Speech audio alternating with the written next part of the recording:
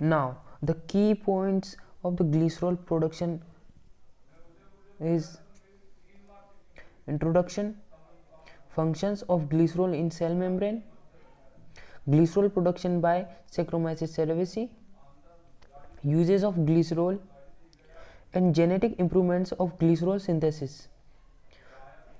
And the last, we will discuss about conclusion and future prospects. So now, to the next slide, introduction about glycerol. About glycerol. So glycerol is colorless, odorless, viscous liquid. Sweet taste and non toxic, taste में मीठा होता है और जहरीला नहीं होता है. Have anti microbial properties, anti microbial property से लेस होता है glycerol. Now the another point is formula of glycerol is C3H8O3. Carbon के 3 अणु हाइड्रोजन के 8 और ऑक्सीजन के 3 अणुओं से मिलकर बना होता है. मोलर मास होता है इसका 92.09382 ग्राम पर मोल. इसका बॉइलिंग पॉइंट होता है 290 डिग्री सेल्सियस. पीएच होता है 7. विस्कोसिटी होती है श्यानता, जिसे हम कहते हैं 1.4 pascal. Now the another thing is function of glycerol in cell membrane, osmoregulation and redox balancing. The first one is osmoregulation. Glycerol plays an essential role as a compatible solute during osmoregulation in yeast in response to decreased extracellular water activity. Extracellular water activity को decrease करने के लिए Saccharomyces cerevisiae greatly increase its rate of glycerol formation.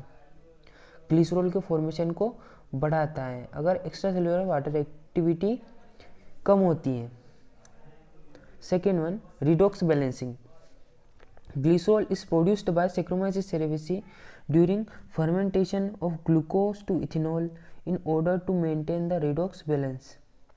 यानी Saccharomyces cerevisiae द्वारा glycerol का production तब होता है जब फर्मेंटेशन होता है ग्लूकोज का इथेनॉल में, इन दोनों के रिडक्स बैलेंस को मेंटेन करने के लिए. Now the another point of glycerol production by Saccharomyces cerevisiae. Glycerol is the main compatible solute in yeast.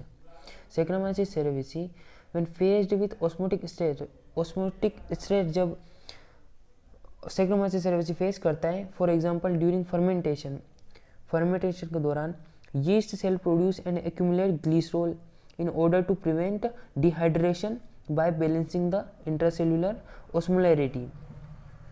Balance करता है intracellular osmolarity with that of environment.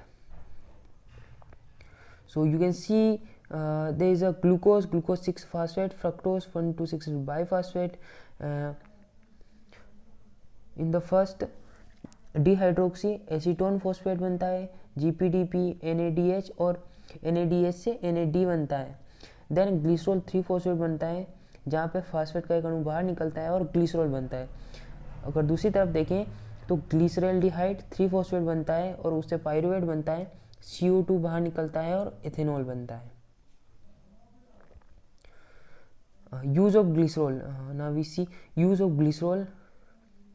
जैसे कि हम सभी ग्लिसरॉल का किसी न किसी तरीके से उपयोग करते हैं. कॉस्मेटिक एंड मेडिसिनल प्रिपरेशन करते हैं. Production of printers, rollers, ink in rubber stamp.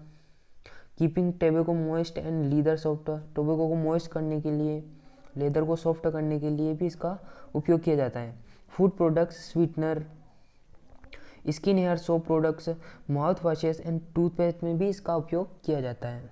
Manufacture of explosive का पटाखे वगैरह, बारूद वगैरह का मैन्युफैक्चर जो होता है उनमें ये अहम भूमिका निभाता है. एंटी फ्रीजिंग एजेंट है. Now the genetic improvements कैसे कहता है? Mutagenesis, strain beating or overexpression of the genes associated with glycerol formation has been attempt in efforts to improve glycerol synthesis by microorganism. Genetic improvement करके glycerol का synthesis जो है micro organism में genetic improvement करके glycerol के synthesis को बढ़ाया जा रहा है. Almost all of the attempts are based on channeling the glycolytic flux towards a glycerol formation and on decreasing the activity of the pathway of dissimilation of glycerol. जैसा कि यहाँ पे बताया गया है, PCR होता है, प्यूरिफिकेशन एंड डाइजेशन होता है, लाइगेशन डाइजेशन है, ट्रांसफॉर्मेशन होता है, जेनेटिक इम्प्रूवमेंट होता है जिससे ग्लिसरॉल का प्रोडक्शन और बढ़ता है.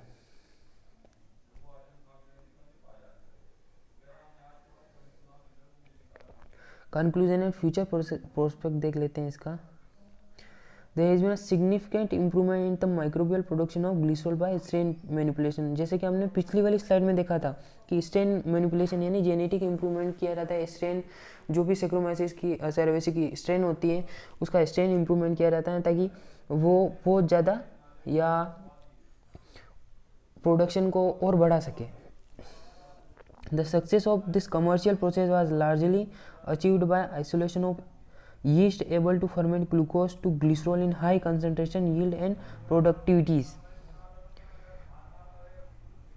ये सब संभव हो पाया है आइसोलेशन, यीस्ट के आइसोलेशन के कारण. हाई कॉन्सेंट्रेशन हो, यील्ड और प्रोडक्टिविटी मिलती है. Furthermore, improvements in glycerol yields and productivities of yeast strain would help to improve the economics of the glycerol fermentation process. The challenge for the biotechnologist will be to apply the fundamental knowledge of glycerol metabolism to manipulate yeast strains appropriate for economic glycerol production by microbial fermentation. ये biotechnologist के लिए है कि वो कैसे इनका उपयोग करते हैं, यीस्ट को और इम्प्रूवमेंट करते हैं, जेनेटिक इम्प्रूवमेंट करते हैं, उनमें स्ट्रेन मैनिपुलेशन करके ग्लिसरॉल का प्रोडक्शन बढ़ाते हैं. Thank you. वीडियो पसंद आया तो जल्दी से सब्सक्राइब कर देना और लाइक का बटन दबा देना. Thank you.